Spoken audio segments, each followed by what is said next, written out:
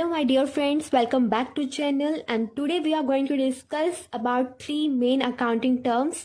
First one is capital as written here, second one is expenditure and third one is expenses.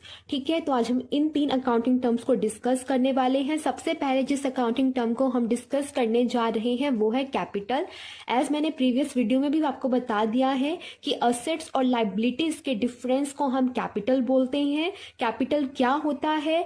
जो money, जो amount हमारे जो owners हैं business के वो इन्वेस्ट करते हैं बिजनेस में, उस अमाउंट को हम बोलते हैं कैपिटल. जैसा कि यहाँ लिखा भी है, it refers to the amount invested by proprietor और owners. Both are the name that are taken for the owners of business. चाहे आप प्रोप्राइटर्स बोलो चाहे आप ओनर्स बोलो, दोनों का मतलब ही क्या है कि जो बिजनेस के इन्वेस्टर्स होते हैं, जो बिजनेस में पैसा इन्वेस्ट करते हैं और बिजनेस के ओनर्स बन जाते हैं. ठीक है, तो it refers to the amount invested by proprietor और ओनर्स इन द बिजनेस. वो अमाउंट जो ओनर्स के द्वारा इन्वेस्ट की जाती है बिजनेस में, या वो अमाउंट जो इन्वेस्टर्स के द्वारा इन्वेस्ट की जाती है बिजनेस में, उसे हम क्या बोलते हैं? कैपिटल. कैपिटल जो है हमारा क्या होता है? असेट्स और लाइबिलिटीज के बीच का डिफरेंस होता है. ये मैंने आपको डिटेल में लास्ट वीडियो में बताया था. डिस्क्रिप्शन बॉक्स में लिंक मेंशन है. If you want to understand in the detail, तो मैं तो आपको यही रिकमेंड करूंगी कि प्रीवियस सारी वीडियोस देखो अकाउंटिंग टर्म्स की, क्योंकि सब कुछ एक फॉर्म में चल रहा है, एक ऑर्डर में चल रहा है कि पहले एक टर्म फिर दूसरी टर्म. पहले आपको अगर यही नहीं पता कि असेट्स और लाइबिलिटीज क्या होते हैं तो इस वीडियो को देखने का कोई मतलब नहीं है. इसलिए प्रीवियस वीडियोस को देखो और उसके बाद ही डायरेक्टली इस वीडियो पर जंप करो. ठीक है, तो कैपिटल का मतलब यही था कि वो अमाउंट जो इन्वेस्टर्स के द्वारा इन्वेस्ट की जाती है बिजनेस में, उसे हम बोलते हैं capital. And capital refers to the difference between assets and liabilities. ठीक है, असेट्स क्या है? जो बिजनेस की खुद की ऑनरशिप में होती है, जो उसका खुद का होता है. और लाइबिलिटीज क्या है? जो उसकी खुद की नहीं है. मतलब कि लाइबिलिटीज उस अमाउंट को रेफर करते हैं जो उसकी खुद की नहीं है, उसने क्रेडिट पर ले रखी है, मतलब उधार पर ले रखी है दूसरों से. ठीक है, तो ये वो दो चीजें हैं. उन दोनों के बीच का जो डिफरेंस होता है वो हमारा कहलाता है कैपिटल.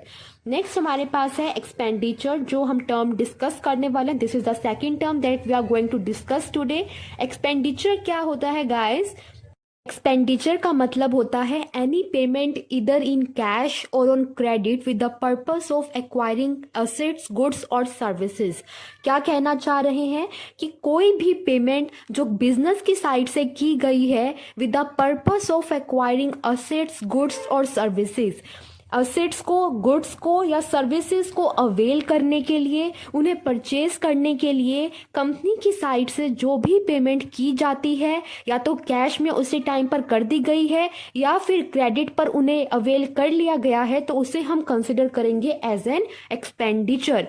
ठीक है, कि अगर मैं मान लो एक बिजनेस चलाती हूँ और मैंने क्या किया है कि मैंने आपसे एक सर्विस अवेल कर ली है, कोई आपसे गुड्स परचेज कर लिया या कोई असेट परचेज मैंने आपसे कर ली है, तो वो जो होगा, जितनी अमाउंट मैं आपको पे करके आऊंगी, तो वो मेरे बिजनेस के लिए एज एन एक्सपेंडिचर कंसिडर किया जाएगा. या ये भी हो सकता है कि मैं आपको इमीडिएट पेमेंट ना कर आऊँ, मैं आपसे वो चीज़ क्रेडिट पर ले आऊँ, मतलब उधार पर ले आऊँ और आपको कहूंगी कि मैं आपको पेमेंट फ्यूचर में कर दूंगी, तो उससे भी हम एज एन एक्सपेंडिचर कंसिडर करेंगे.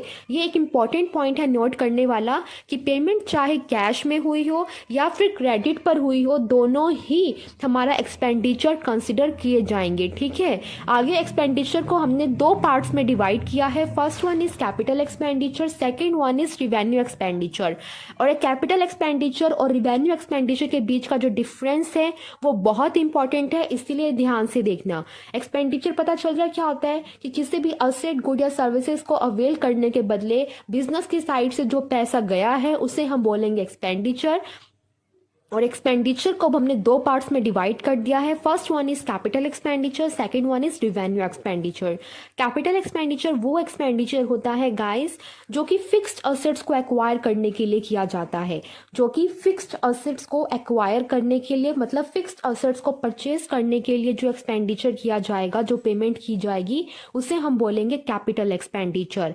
और रिवेन्यू एक्सपेंडिचर वो होता है जो कि डे टू डे एक्टिविटीज को परफॉर्म करने के लिए बिजनेस पेमेंट्स करती है. ठीक है, डे टू डे बिजनेस को चलाने के लिए जो भी एक्सपेंसेस किए जाते हैं उन्हें हम बोलते हैं रिवेन्यू एक्सपेंडिचर। तो ये मेजर डिफरेंस है कैपिटल और रिवेन्यू एक्सपेंडिचर के बीच में, कि कैपिटल एक्सपेंडिचर मतलब कि जो खर्चा किसके ऊपर किया गया है, फिक्स्ड असेट्स के ऊपर, और रिवेन्यू एक्सपेंडिचर वो एक्सपेंडिचर जो कि डेली एक्टिविटीज के ऊपर किया गया है। ठीक है, तो फिक्स्ड असेट्स के ऊपर एक्सपेंडिचर कौन सा हो सकता है, purchase of plant, land and building. ठीक है, प्लांट को परचेज कर कर ला रहे हो, जहां पर आप पूरी मशीनरी लगाओगे, वहां पर फिर प्रोडक्शन करोगे, तो उस प्लांट का, ठीक है, तो उस प्लांट का जो है खर्चा जो आता है, प्लांट यहाँ पर क्या मतलब है, पौधे वाला प्लांट की बात नहीं कर रहे हैं। प्लांट का मतलब यहाँ पर है एक पूरे का पूरा एक हम कह सकते हैं एक एरिया होता है जहाँ पर सारी प्रोडक्शन एक्टिविटीज जो है बिजनेस की वो चल रही होती हैं। ठीक है, लैंड एंड बिल्डिंग, जिस बिल्डिंग में वो काम हो रहा होगा, या कोई भी गोडाउन उन्होंने खरीद रखा होगा अपना मटेरियल स्टोर करने के लिए, किसी भी पर्पस के लिए, तो ये दोनों ही फिक्स्ड असेट्स हैं। अब कैसे पता चलेगा कौन सी असेट फिक्स्ड है और कौन सी फिक्स्ड नहीं है, तो इसके लिए प्रीवियस वीडियो देखिए, अब वो मैं आपको यहाँ नहीं बता रही हूँ। ठीक है, नेक्स्ट हमारे पास है रिवेन्यू एक्सपेंडिचर। रिवेन्यू एक्सपेंडिचर का एग्जांपल क्या लिखा हुआ है, rent, salary, commission, COGS। What is this COGS? This is cost of goods sold. Cost of goods sold, cost of goods sold का हमारा मतलब होता है ओपनिंग स्टॉक, उसने जितनी परचेजेस ड्यूरिंग द ईयर की है वो ऐड, और उसमें से जो क्लोजिंग स्टॉक बचा है वो माइनस करना, उसके बाद कॉस्ट ऑफ गुड्स सोल्ड आती है। इसका मतलब होता है कि गुड्स को परचेज करने के लिए ड्यूरिंग द ईयर, गुड्स को मतलब कि जो आपका इन्वेंट्री रॉ मटेरियल होता है उसको जो परचेज करने के लिए, स्टॉक को परचेज करने के लिए जो ड्यूरिंग द ईयर खर्चा आता है वो यहाँ आता है। ठीक है, तो वो हमारे पास क्या रहेगा, हमारा रिवेन्यू एक्सपेंडिचर, क्योंकि गुड्स के ऊपर किया गया खर्चा, स्टॉक के ऊपर किया गया खर्चा हमारा फिक्स्ड असेट के as a fixed asset consider नहीं किया जाता। Stock is not considered as the fixed asset, तो स्टॉक को परचेज करने के लिए जो खर्चा किया जाएगा वो हमारा रिवेन्यू एक्सपेंडिचर के अंडर आएगा। ठीक है, तो मेजर मैंने आपको बता दिया, अब जो लिखा हुआ है वो डिस्कस कर लेते हैं ताकि आपको अच्छे से समझ आ जाए। Capital expenditure means the expenditure incurred on the acquisition of fixed asset, कि फिक्स्ड असेट को एक्वायर करने के लिए, उसको परचेज करने के लिए जो एक्सपेंडिचर किया जाएगा वो capital. Whereas the expenditure incurred for the day to day running of business, उसे हम बोलेंगे रिवेन्यू एक्सपेंडिचर। ठीक है, सेकंड क्या लिखा हुआ है difference, provides long term benefits. Guys, जो फिक्स्ड असेट पर हम खर्चा कर देते हैं वो हमें लॉन्ग टर्म बेनिफिट्स प्रोवाइड करते हैं, क्योंकि अगर आपने एक बार लैंड एंड बिल्डिंग को परचेज कर लिया है तो वो आपको फ्यूचर में एक लंबे टाइम पीरियड के लिए बेनिफिट करेगी, क्योंकि वो एकदम से ऐसे तो नहीं है ना कि आज खरीदा और कल खत्म हो जाएगा, ऐसा तो नहीं है ना। बट जबकि जो स्टॉक होता है, जो आपकी इन्वेंट्री होती है, अगर आप उसे परचेज करके लाते हो तो वो विद इन 1 ईयर खत्म हो जाएगी, तो उसका जो बेनिफिट होता है वो शॉर्ट टर्म होता है। ठीक है, नेक्स्ट हमारे पास थर्ड का डिफरेंस है non recurring in nature. Non recurring in nature का मतलब क्या होता है कि वो रिपीट नहीं करते हैं, कि जल्दी जल्दी से, इसकी रिकरिंग का मतलब होता है रेपिटेंस। ठीक है, कि रिपीट कितना कर रही है वो चीजें खुद को, कि ये एक्सपेंडिचर रिपीटिंग है नेचर में या रिपीटिंग नहीं है। Non recurring means non repeating, कि ये बार बार नहीं किया जाता, कि एक बार कर लिया तो बहुत टाइम के बाद ही किया जाएगा, क्योंकि यहाँ पर जो अमाउंट इन्वॉल्व होती है वो बहुत ज्यादा होती है। बट ये जो एक्सपेंडिचर है वो रिकरिंग होता है नेचर में, रिकरिंग होता है। क्यों होता है रिकरिंग इन नेचर? बिकॉज ये जो अमाउंट जो भी हम परचेज करके लाते हैं, जैसे कि स्टॉक इसमें आएगा, या जो भी आपने इसमें एक्सपेंडिचर आप करते हो, जैसे आप रेंट पे करते हो, तो ये तो नहीं है रेंट आज पे कर दिया तो 5 साल बाद पे करोगे। जिस बिल्डिंग में आपका खर्चा, आपका काम चल रहा है, मान लो वो आपने रेंट पर ले रखी है, तो उस बिल्डिंग का जो आप रेंट पे करते हो वो क्या आपने आज पे कर दिया तो 10 साल बाद पे करोगे? आज पे कर दिया तो अगले महीने भी पे करना होगा। तो वो रिकरिंग है नेचर में, मतलब कि वो रिपीट करता है नेचर में, रिपीटिंग नेचर है उसका, कि अगर आज कर दिया तो थोड़े टाइम बाद फिर से करना होगा। ठीक है, नेक्स्ट है हमारे पास परचेज। ये तो एग्जांपल ही है कि purchase of plant, land and building हमारा कैपिटल एक्सपेंडिचर कंसिडर किया जाएगा। वेयरएस कि हमने रेंट पे कर रहे हैं, सैलरी दे रहे हैं, लोगों की कमीशन दे रहे हैं अपने एजेंट्स को, या कॉस्ट ऑफ गुड्स सोल्ड मतलब कि स्टॉक के ऊपर जो खर्चा किया जाता है वो हमारा क्या होता है, रिवेन्यू एक्सपेंडिचर। तो ये हमारे मेजर डिफरेंसेस थे कैपिटल और रिवेन्यू एक्सपेंडिचर के बीच में। आई होप सो आपको समझ में आ रहा है एंड नॉट गेटिंग कंफ्यूजिंग। ठीक है, तो फिर भी कोई डाउट हो you can freely ask me in the comment section. ये हमारी 2 अकाउंटिंग टर्म्स डिस्कस हो चुकी हैं, कैपिटल और एक्सपेंडिचर। नेक्स्ट जो अकाउंटिंग टर्म आज हम डिस्कस करने वाले हैं वो है एक्सपेंस। एक्सपेंस क्या होता है guys? Expense means any cost, any cost incurred by a business enterprise in producing and selling goods and services। ये इंपॉर्टेंट लाइन है, इसे अंडरलाइन कर लेते हैं कि गुड्स को प्रोड्यूस और गुड्स को सेल करने के लिए जो खर्चा किया जाता है, ठीक है, गुड्स को प्रोड्यूस करने के लिए और गुड्स को सेल करने के लिए जो खर्चा किया जाता है उसे हम बोलते हैं हमारा एक्सपेंस, ठीक है। और जहाँ पर अल्टीमेट जो पर्पस रहता है वो यही रहता है कि we have to generate the revenue with the ultimate purpose of generating the revenue. तो इसको हम कैसे समझेंगे? इसको हम ऐसे समझेंगे कि अ काइंड ऑफ ये पार्ट ही है हमारे एक्सपेंडिचर का। एक्सपेंडिचर एक ब्रॉडर टर्म है जिसमें हमारे पास, अगर हम बात करें कि एक्सपेंडिचर और एक्सपेंस में क्या मेजर डिफरेंसेस हैं गाइस, तो मेजर जो डिफरेंस होगा वो ये होगा कि एक्सपेंडिचर जो है हमारी एक ब्रॉडर टर्म है।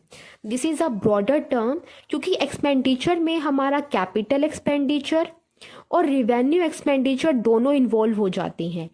बट एक्सपेंस में कैपिटल एक्सपेंडिचर इन्वॉल्व नहीं होता। एक्सपेंस में जो हमारा खर्चा होता है on the acquisition of fixed asset वो हम एक्सपेंस में इन्वॉल्व नहीं करते हैं। एक्सपेंस हमारा a kind of day to day खर्चे को ही रिप्रेजेंट करता है, जैसा कि रिवेन्यू वाला जो होता है, ठीक है। जैसे कि आपने किसी चीज़ को आपने प्रोड्यूस करने के लिए या सेल करने के लिए जो खर्चा किया जाएगा, दैट मीन्स अगर मान लो आपका बिजनेस रिटेलर वाला है, अगर आपका बिजनेस रिटेलर वाला है और आप जो है क्या करते हो, गुड्स को परचेज करते हो और आगे रीसेल कर देते हो, प्रोडक्शन आप नहीं करते हो, मतलब तो गुड्स को आपने जब परचेज करोगे तो वहां उसको परचेज करके लाने में जो आपका, मान लो जो भी आपका खर्चा होगा, मान लो आपने कोई व्हीकल किया है जिसके अंदर आप स्टोर करके गुड्स को लेकर आ रहे हो, तो उस व्हीकल के जितने एक्सपेंडिचर होंगे, जितने आप पेमेंट करोगे फेयर उसके, तो वो वाले या वो वाला एक्सपेंडिचर आपका, वो वाला जो एक्सपेंसेस होंगे वो वाले एक्सपेंसेस इसमें कंसिडर किए जाएंगे।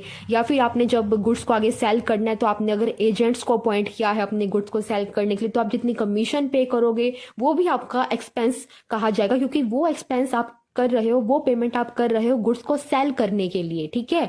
तो उससे हम बोलेंगे एक्सपेंस। उसी तरह अगर आपका बिजनेस जो है प्रोडक्शन का है, मतलब कि आप प्रोड्यूसर हो, आप मैन्युफैक्चरर हो, तो आपके क्या एक्सपेंडिचर होंगे? तो इसके लिए हमने क्या क्या एक्सपेंडिचर किया कि कमीशन वगैरह ये पे कर रहा है, या कोई फेयर चार्जेस पे कर रहा है, या कोई रेंट पे कर रहा है, तो वो इसके लिए आ जाएंगे। प्रोडक्शन वाले के लिए क्या होगा कि जब वो गुड्स को प्रोड्यूस कर रहा होगा, गुड्स को प्रोड्यूस करते वक्त जो वो वर्कर्स को वेजेस देगा वो उसके लिए एक्सपेंस होगा। या गुड्स को प्रोड्यूस करते वक्त जो छोटी मोटी चीज़ों को, टूल्स एंड छोटे मोटे जो टूल्स वगैरह होते हैं, परचेज ऑफ टूल्स वगैरह, उस पर जो उसने एक्सपेंडिचर किया होगा वो सारी चीज़ों पर, ठीक है, जो आपका होगा एक्सपेंडिचर। या फिर जो रेंट वगैरह है आप पे कर रहे हो, या कोई सैलरी दे रहे हो अपने मैनेजर्स वगैरह को, तो ठीक है। और जब वो प्रोड्यूस हो जाएंगे उसको आगे सेल करने के लिए जो आगे एक्सपेंडिचर किए जाएंगे उसमें कमीशन आ जाएगा फिर से हमारा। तो ये हमारे पास क्या होंगे, हमारे प्रोडक्शन वाले नेचर अगर आपका बिजनेस है तो उसमें एक्सपेंडिचर, जो उसमें जो एक्सपेंस होंगे वो इस तरह के होंगे। और रिटेलर का है तो उसमें ये इस तरह के होंगे, ठीक है, क्योंकि purchase of tools, wages retailer थोड़ी पेमेंट करेगा इन सब चीज़ों की, ठीक है।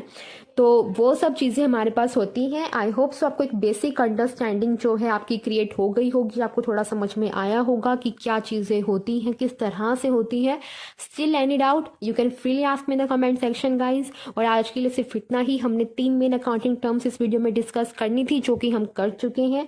और जो ये वीडियो देख रहे हैं आई होप सो आपको चीज़ें अच्छी लग रही होंगे, आपके कंसेप्ट क्लियर हो रहे होंगे। अगर हो रहे हैं तो वीडियो को लाइक करना प्लीज़ मत भूलिए। और जिन्होंने अब तक चैनल को सब्सक्राइब नहीं किया guys, please subscribe to the channel, क्योंकि वही एक तरीका है कि हमें पता चलता है कि ये that you are liking the videos, आपको अच्छा लग रहा है, यू आर इंटरेस्टेड, ताकि हम फर्दर वीडियोस क्रिएट करें। अगर आप लाइक नहीं करोगे, कमेंट नहीं करोगे, सब्सक्राइब नहीं करोगे, तो हमें कैसे पता चलेगा that you are interested in my videos, ठीक है। तो फिर आगे मोटिवेशन नहीं मिलता कि हम वो काम और करें।